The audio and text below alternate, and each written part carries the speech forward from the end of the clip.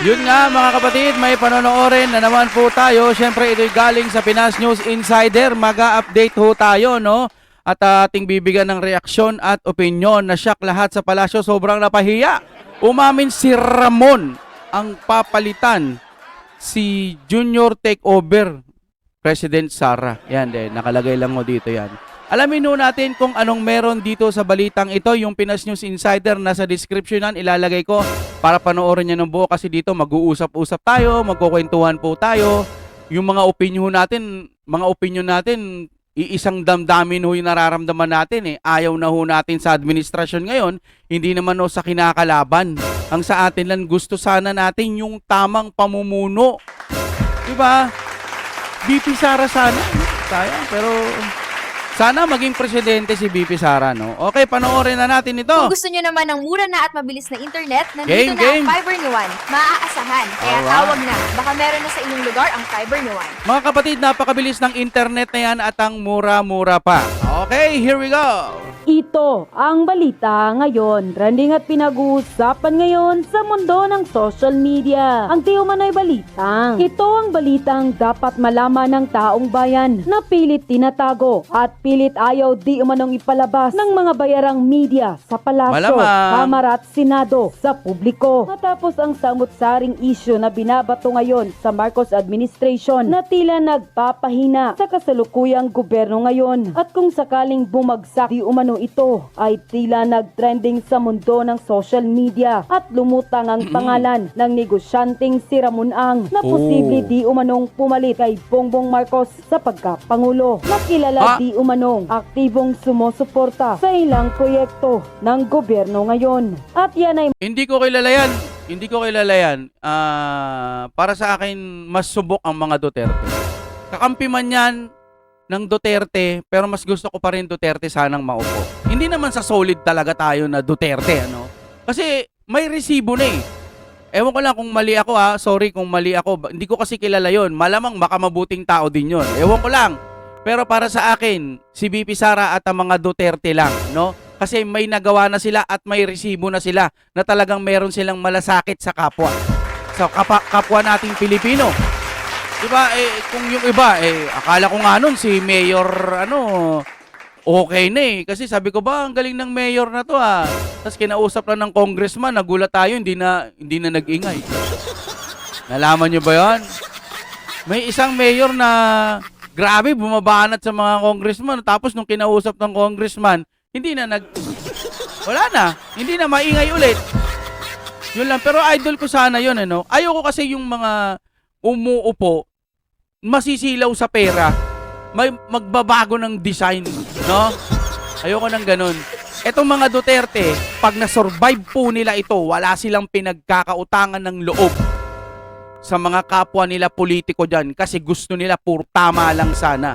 Ang problema, ginugurgur sila ngayon eh. Tuloy natin to mga kapatid ha, anong meron dito? mangyayari kung matutuloy ang government reset na isinusulong di umano ng ilang militar. Ngunit Senator Ben Padilla hindi na nakapagpigil at tila pumalag na at tahasang sinampal ng katotohanan ang nasabing negosyante at ang gobyernong nagba ni Marcos Jr. Pero bago ang lahat, kung bago ka pa lamang sa channel na ito at kung gusto mo ang mga balitang politika, ay please huwag kalimutang mag-like, subscribe at i-click ang notification bell para mas maging updated ka palagi sa lahat pa ng mga bagong video na i-upload namin. Yes. At ito na nga mga kababayan. Ayon pa sa kumpirmadong balita, source online, federalism, hindi caretaker. Robin Padilla, umalmas sa umano'y plano na magkaroon ng caretaker president. Nagbigay ng maikli, ngunit matapang na pahayag si Senator Robin Padilla sa Caretaker? Parang yung isang bahay, pag wala yung may-ari, sila ang mag-ano? Sino nakaisip nun? Wala ba tayong vice president? President, tapos vice president pag wala yung president. Sino na naman gumawa na naman? Sino na naman? Sino na naman ang may pakana ng ganyang pag-iisip? Minsan nakakabasa ako ng comment, sabi ng ganun. Hirap talaga mapagtripan ng bangag eh. Naman, sir, ano na naman tong caretaker na to? Ginawa nyo na naman bahay. Pag wala ang presidente, vice president. Ganon. Ay, Mio. Na nang lumalakas na usap-usapan tungkol sa umano'y military-backed proposal na magluluklok kay business tycoon Ramon ang bilang caretaker president para kay Padilla. Maling direksyon ang ganitong mga plano at may mas malalim na Sino ba kasi may pakalanan?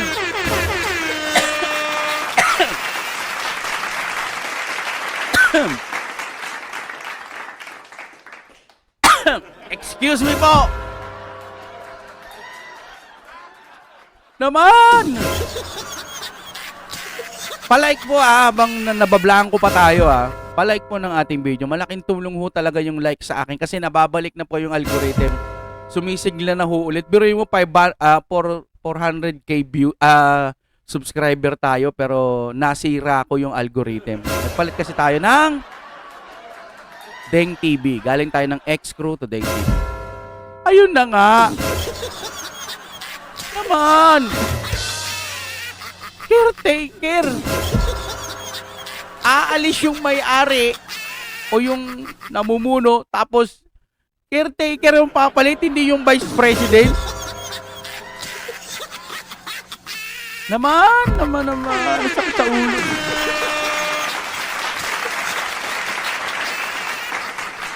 Reaction video po ito. Pwede niyong panoorin dyan sa baba, dire-diretso. Kasi dito mga kapatid, pare-parehas tayo ng reaction Minsan natatangahan. Ano ba itong mga to? Natatangahan ba tayo o tayo yung may mali? Tayo ba yung hindi nakakaintindi? O may mali doon sa nangyayari? Di ba 1 plus 1 equals 2? Di ba? Mayroon na bang bago ngayon? 1 plus 1 equals 1? Sa binary, no? Naman.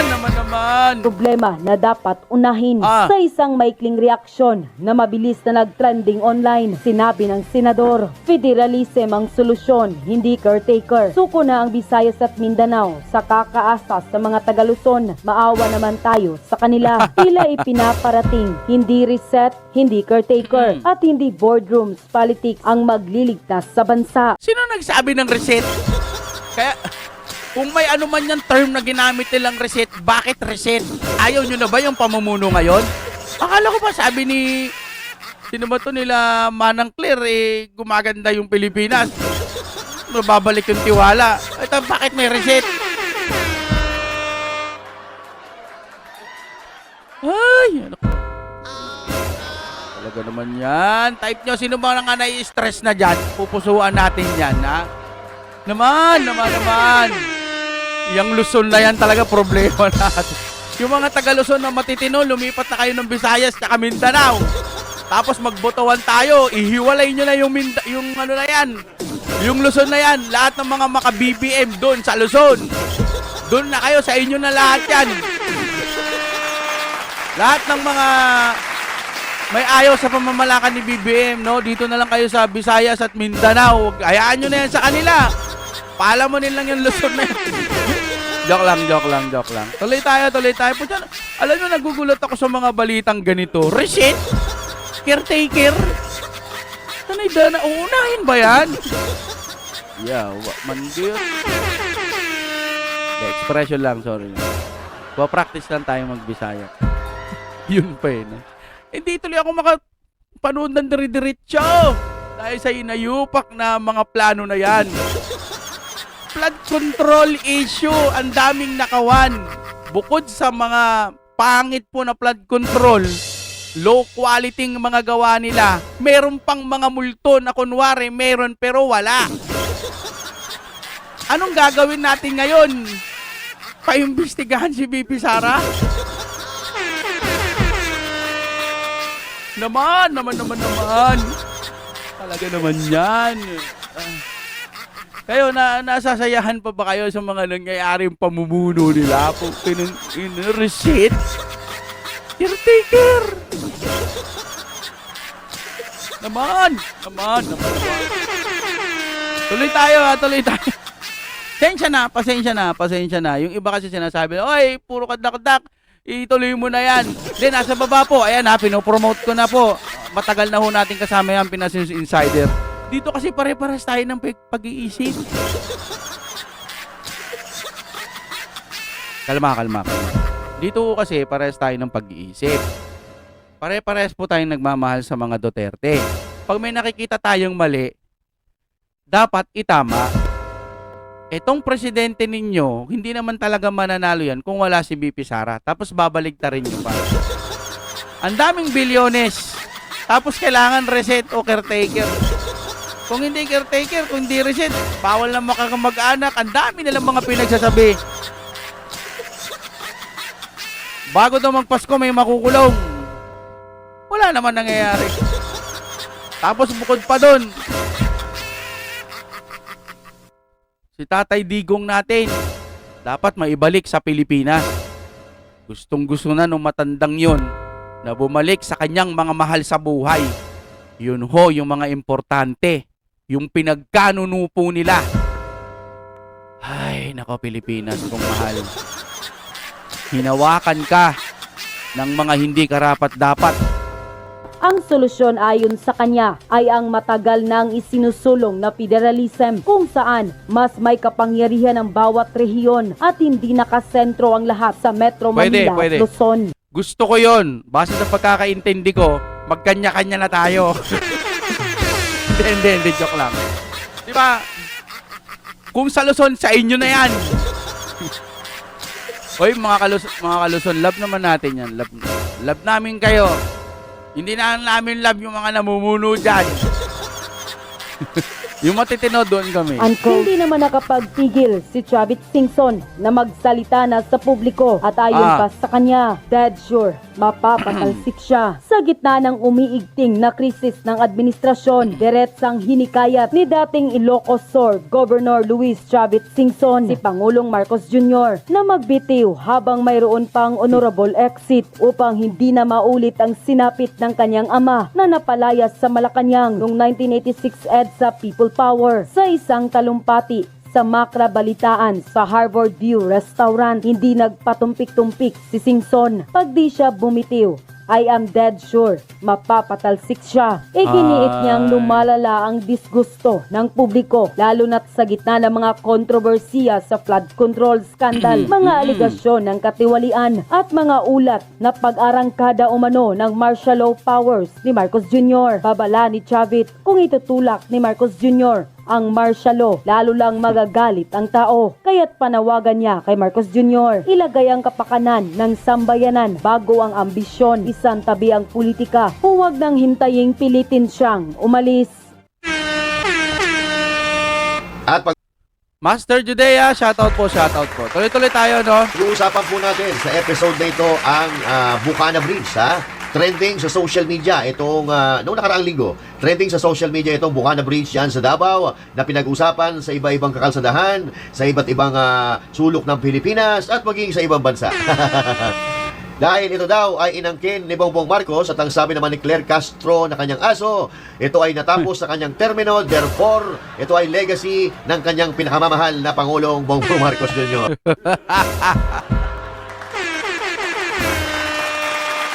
Natapos yan sa legacy ni PBBM. So, sa kanya yan. Ganito ba ang ibig niyong sabihin? Halimbawa, panahon ni Tatay Digong. Tapos, ginastusan niya ng China. Parang donate nga ata na search ko natin yan. Ngayon, walang ginastos yan yung administrasyon ni PBBM. Pirma-pirma lang na dapat ituloy sa pagkakaalam ko. Walang budget na nilabas sa administrasyon ni PBBM yung bridge na yan. Ngayon, natapos yan, ibig sabihin sa administrasyon niya, legacy niya yan?